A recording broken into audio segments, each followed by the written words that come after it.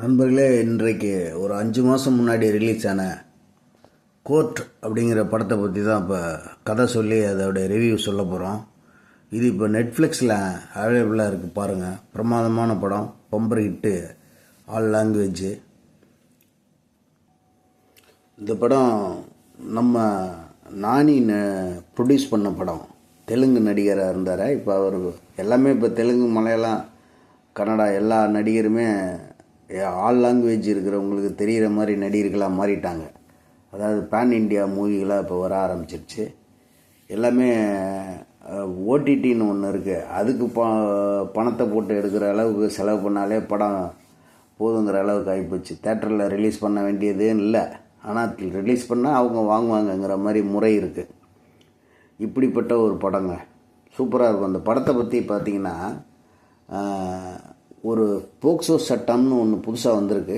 இந்த சட்டத்தோடைய முக்கியமான பாயிண்ட் என்ன அப்படிங்கிற மாதிரி ஒரு கதை. இதில் சாய்குமார் சார் ஒரு மிகப்பெரிய சீனியர் அட்வொகேட்டாக இருப்பார். இந்த சீனியர் அட்வொகேட்டு ஒரு கேஸில் உள்ளே போனார்னா வெற்றி தான், தோல்வியே கிடையாது. ஒருத்தர் செத்து போயிட்டான் அப்படிங்கிறதையும் அவர் ப்ரூவ் பண்ணிவிடுவார், செத்து போனவனும் உயிரோடு இருக்கான் அப்படிங்கிறதையும் ப்ரூவ் பண்ணிவிடுவார். அந்த மாதிரி ஒரு ஆக்டிங், அப்படி ஒரு கேரக்டர் அவருக்கு. இந்த படத்தை ஒரு புது பையன் தான் டைரக்ஷன் பண்ணியிருக்காப்புல.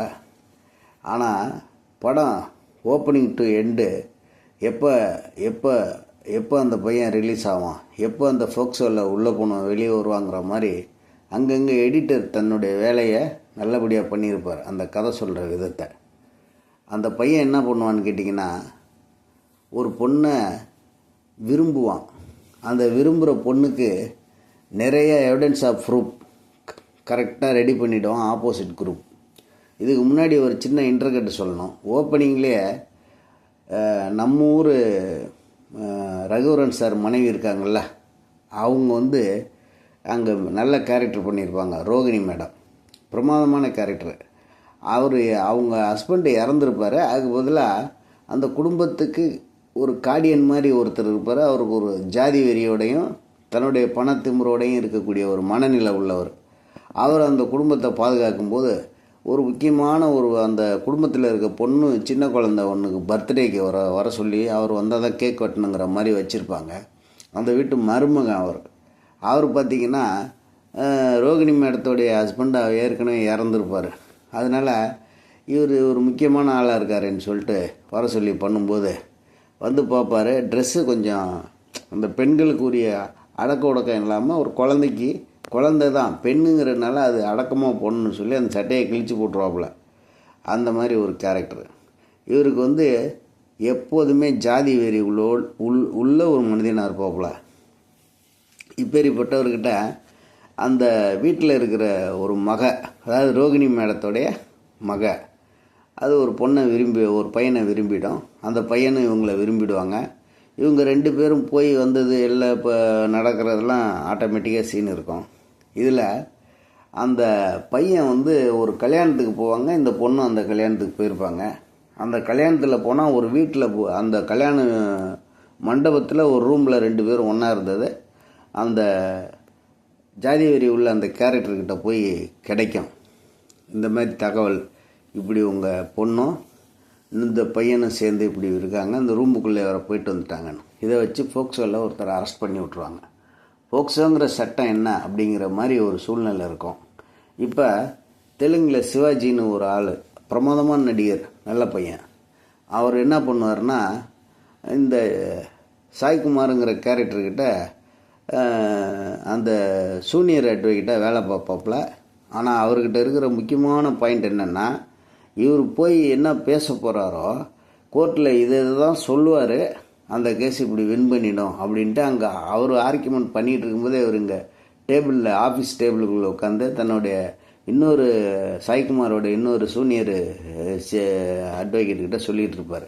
இவ்வளோ தெளிவாக சொல்கிறியா, உனக்கு ஏன் சார் கேஸ் கொடுக்க மாட்டேங்கிறாருங்கிற போது, அது என்னன்னு தெரியல, நானும் ரொம்ப நாள் கேட்டு பார்த்துட்டேன், முடியல அப்படின்னுவார்.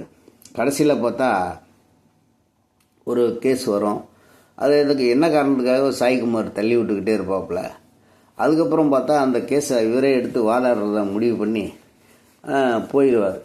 போனால் எல்லா வகையிலையும் சக்ஸஸ்ஃபுல்லாக ஆர்கியூமெண்ட் பண்ணி பண்ணி போய்கிட்டே இருக்கோம். அங்கே போனோன்னு பார்த்தீங்கன்னா அங்கே இருக்கிற போலீஸ் டிபார்ட்மெண்ட்டு அது இதெல்லாம் இவனுக்கு அகைன்ஸ்டாக நிறைய ப்ரூஃப் ஆஃப் எவிடன்ஸ் எடுத்துன்னு வந்து காமிச்சு கோர்ட்டில் காமிச்சிட்டு இவர் ஜெயிக்க முடியாத மாதிரி போகும். அதில் உச்சகட்டமான சூழ்நிலையில் என்னென்னா பார்ட்டிக்கிட்ட கேட்ட எல்லா ப்ரூஃப் ஆஃப் எவிடன்ஸும் வேறு மாதிரி இருக்கும். அந்த இதை வச்சு தான் இவர் ஆர்கியூமெண்ட் பண்ணுவார். ஆனால் பார்ட்டி ஒரே ஒரு விஷயத்த சொல்லியிருக்க மாட்டாங்க. அந்த கல்யாண மண்டபத்துக்குள்ளே சிசிடிவி ஃபுட்டேஜில் ஒரு ரூமுக்குள்ளே அந்த பொண்ணும் பையனும் உள்ளே இருந்தாங்க அப்படிங்கிறது மட்டும்தான் கதையில் முக்கியமான பாயிண்ட்டாக இருக்கும். அதை வச்சு பார்த்தா இவர் இவ்வளோ ஆர்கியூமெண்ட் பண்ணி ஜெயிச்சுக்கிட்டு வர்ற விஷயம் தோற்று போயிடும்.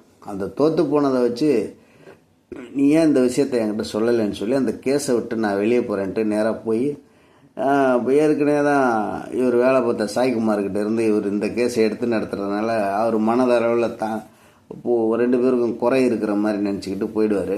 நேராக வீட்டுக்கு போயிடுவார், வேலைக்கும் போக மாட்டார். இந்த கேஸை நான் பார்க்க மாட்டேன்ட்டு போயிடுவார்.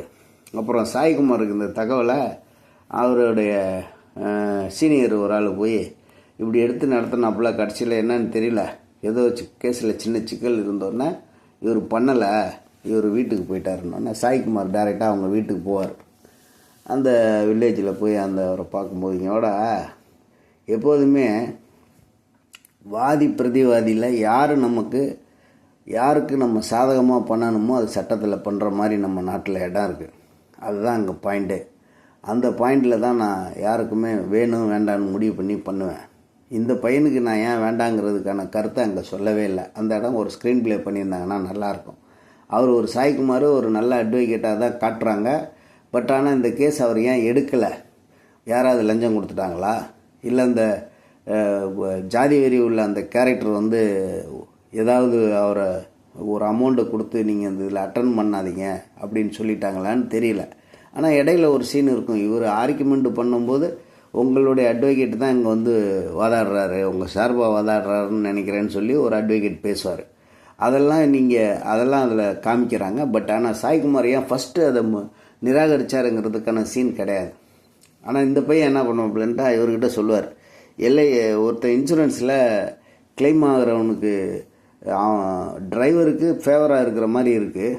ஆனால் அதில் அடிபட்டு செத்து போனால் ஒரு ஏழை குடும்பம். அதனால் டிரைவருக்கு ஃபேவராக இல்லாமல் ஏழை குடும்பத்துக்கு காசு வர்ற மாதிரி ஒரு வேலையை பார்த்து நேச்சுரலாக பண்ணி அந்த அம்மாவுக்கு கொஞ்சம் காசு கொடுப்பேன் பார்த்தியா, அதுதான் எனக்கு அங்கே சாட்டிஸ்ஃபைடு. அங்கே போயிட்டு டிரைவர் இன்சூரன்ஸ் பர்ஃபெக்டாக இருந்துச்சு, அந்த இன்சூரன்ஸில் இவர் விதிமீறலில் இறந்துருக்காரு அப்படின்னு காட்டிட்டு இந்த குடும்பத்துக்கு தேவையான நிதி கிடைக்காம போயிடக்கூடாது இல்லையா? அதனால தானே நான் அப்படிலாம் வாதாடுவேன். அதுமாரி இதில் ஒரு பாயிண்ட் எடுத்துக்க, என்ன பாயிண்ட்டுன்னு கேளு.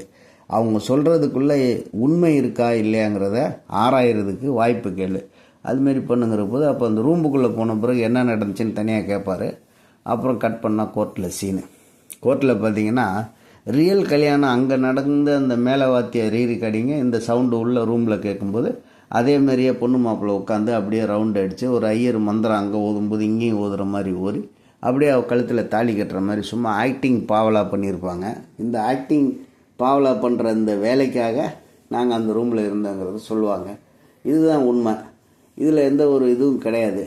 இது வேணும்னா நீங்கள் அடுத்த கட்டத்துக்கு போய் இவர் சிம்மன் எடுத்து, அதாவது அந்த விந்தணுக்களை எடுத்து அவங்களுடைய இதையும் எடுத்து டெஸ்ட் பண்ணி பாருங்கள் அப்படின்னு சொல்கிறது கூட வாய்ப்பு இருக்குது. ஆனால் அதெல்லாம் அங்கே சீனில் இல்லை, நானும் யூகமாக சொல்கிறேன். அதை சொல்லி முடித்தோடனே அப்படி தான் நடந்தது, அதனால் எந்த வகையிலையும் தப்பு கிடையாதுங்கிற போது அந்த பையனுக்கு இதிலேருந்து விடுதலை வாங்கி கொடுத்துருவாப்புல. பர்ஃபெக்டான ஆர்கியூமெண்ட் பண்ணி அந்த விடுதலையில் பார்த்தீங்கன்னா அடுத்து நான் அந்த கோர்ட்லேயே சீன் இருக்கும். இந்த போக்சோ சட்டங்கிறது முதல் நாள் நைட்டுக்கு இப்போ 17 வருஷம் 365 நாள், அதில் 17 வருஷம் 364வது நாள் அன்றைக்கி அவங்க மெச்சூர்டு கிடையாது. 65வது நாள் அந்த முடிவு எடுத்துருந்தாங்கன்னா அவங்க மெச்சூர்டு. அவங்களுக்கு அந்த போக்சோ சட்டத்தில் முடிவு யாரும் எடுக்க வேண்டிய அவசியம் இல்லை.